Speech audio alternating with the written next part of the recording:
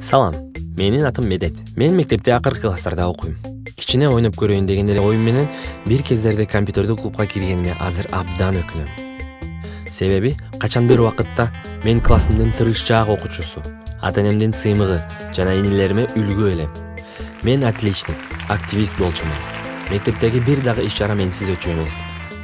Активдүү жашоо образын карманып, спорт менен машыгып, сүзүүгө барып, китептерди көп окучумун.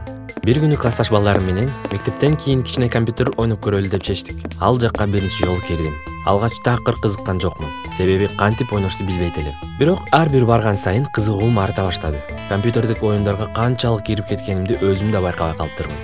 Көп өтпөй, кызыккан нерсем адатка айланып кетти. Күнүгө мектептен кийин шашкан бойдон клубка кичине ойноп алайын деп барчумун. Кийинчерээк 1 саат, 2 саат, 3 сааттан ойной баштадым. Бир айдан кийин сабактарды калтырып, сабактардан качып барып ойночу болдум. Ойлорумдун баарын ошол оюндар ээлеп алды. Себеби виртуалдык жашоо менин бир бөлүгүм болуп, чыныгы жашоого кайткым келбей калган. Чыныгы жашоо мага кызыксыз, күңүрт сезилчү.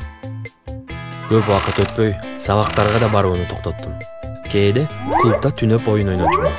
Ата-энемди досторумдукунда түнөп калам деп алдачумун. Албетте, жакындарым жана мугалимдерим мен бул адатымды билип калышты. Алар абдан капа болуп, кайгырып жүрүштү. Атам мага жаза берейин деп чечип, ал мага такыр акча бербей койду. Апама да бербей деп айтыптыр. Бул дагы мени токтоткон жок. Досторумдан карыз алып, тааныштардан дагы жалынып, жалбарып сурап алып аттым. Ал убакытта намыс, уят деген нерселер мага маанилүү болбой калган.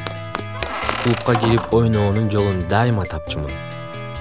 Айланамдагылар мени сыйлабай, жаман көздөр менен карап башташты. Досторум мени таштап, ата-энем болсо эмне кыларын билбей калышкан. Мени үйдө камашты. Психологко дагы алып барышты. Эч нерсе жардам берген жок. Эгер ойнобосом, мен өлүп калчудай сезилчү. Оюндун деңгээлдерин өтүү мага жашоомдун маңызы болуп калды. Бактылуу болуш үчүн мага оюндар гана керек болуп калды. Ата-энем көп жолу мени урушушту. Мен үчүн өзүлөрү да бири-бири менен уруша турган болду. Күндөрдүн биринде апам мага күзгө алып келип, "Балам, карачы өзүңдү" деп ыйлап жиберди. Өзүмдү көрүп тааныбай калдым. Бейтааныш адам мени карап турду. Көрсө, бул убакыттардын ичинде мен өзүмдү бир да жолу күзгүдөн карабаптырмын. Чачтары өскөн, көздөрү кызарып, шишиген, үй жайсыз адамга окшоп калыптырмын. Терезени караганымда көздөрүм күн нурларына чыдабай ооруп кетчү. Атам баарыбыз чогулуп паркка барып келели деп сунуштады. Көңүлдүү убакыт өткөзүп, ошол жактан шаар четинде бир жумалык эс алууга барып келели деп чечтик. Ал жакка барганыбызда өткөн кеткенди анализдеп баштадым.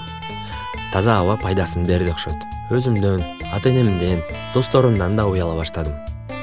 Ошондо гана эсиме келип, мындай жашоодон өзүм дагы тажаганымды байкадым. Жашоомду өз колума кармап, ата-энемдин ниеттерин ишке ашырайын деп чечтим. Себеби мен жашоону жакшы көрөм. Жакындарым мурунку Медетти көрүп кубанышты. Бирок дагы деле толугу менен өзгөрөөрүмө, өзүмдүн жаман адатымды жеңээриме ишене албай, күмөн санап атышты. Албетте, алар мага ишениш үчүн убакыт керек болчу. Бирок мен билем, мен өзгөрдүм. Келечекте бул каталарымды эч качан кайталабайм. Бул видеону досторуң менен бөлүш. Менин окуям башкаларга да сабак болсун. Оюндарга абдан күчтүү кызыгуу болду беле? Комментарий жазып калтыргыла. Өзүңөрдүн окуяларыңарды биздин электрондук почтага жөнөтсөңөр болот.